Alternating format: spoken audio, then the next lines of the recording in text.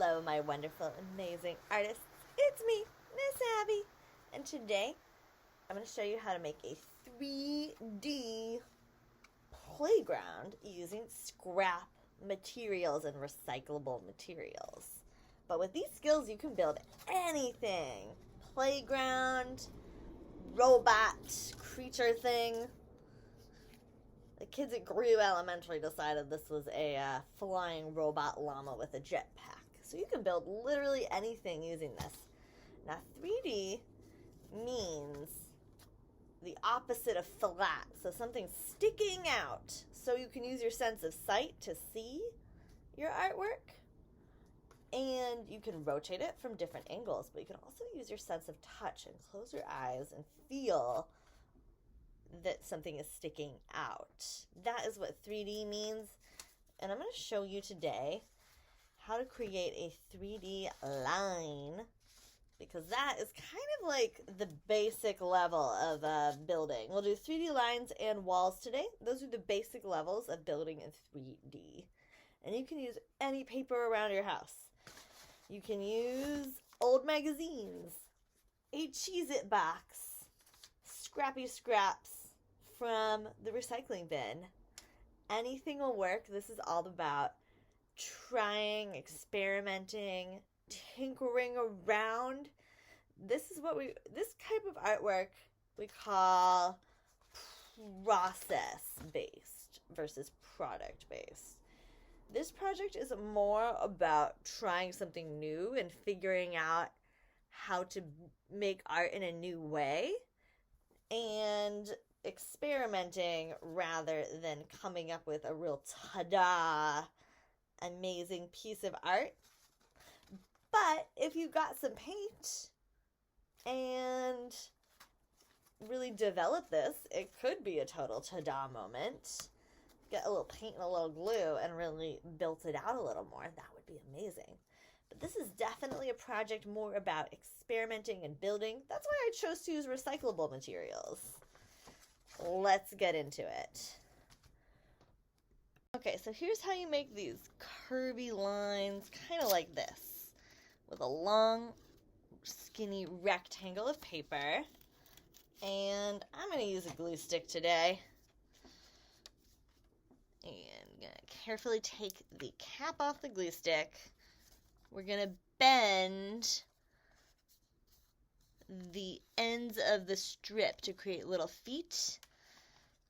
Put like a dab of glue here, a dab of glue here. Remember, glue, it's a bit like butter on a piece of toast. You don't want big old blobs. You want like a thin, shiny layer. Then you're going to stick it down where you want it. And then you're going to hold it down for 10 seconds with your fingers. So I like to count to head 10 Mississippi seconds inside of my brain. And I'm going to give it a little massage while I'm doing that to make sure it's safe. So that is one way. But what if you wanted a more square tunnel or tube with corners instead of curvy lines? You wanted more straight lines. Well, you do the same thing. And I'm going to bridge these two together to make kind of this crazy, wacky, and wonderful artwork. Now I'm going to stick these down and hold them for 10 seconds.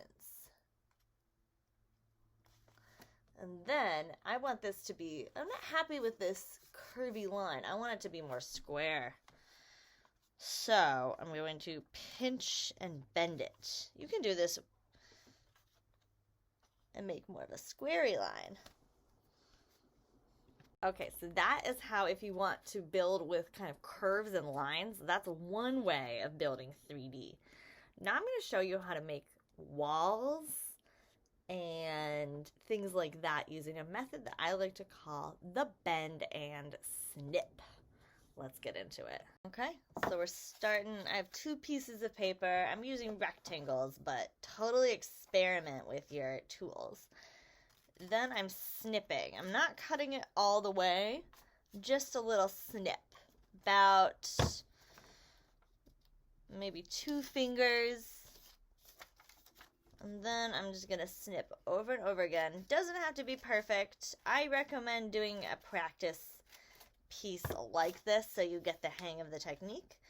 Then bending, and you'll notice this is a recycled paper. It's my practice. Bending, giving it little feet again. Then you can decide and sort of plan out where you want to place this. And if you want it to be a flat wall, or if you want to twist it, you can even make a tube this way and have it sticking out. I think I'm going to opt for something in the middle and make a curvy wall.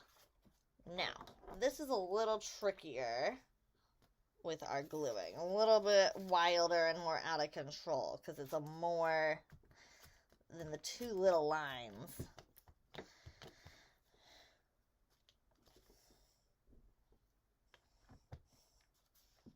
And so you're going to put the glue on, thin shiny layer, not too much, not too little. Then you're going to hold it down with your hands for about 10 seconds.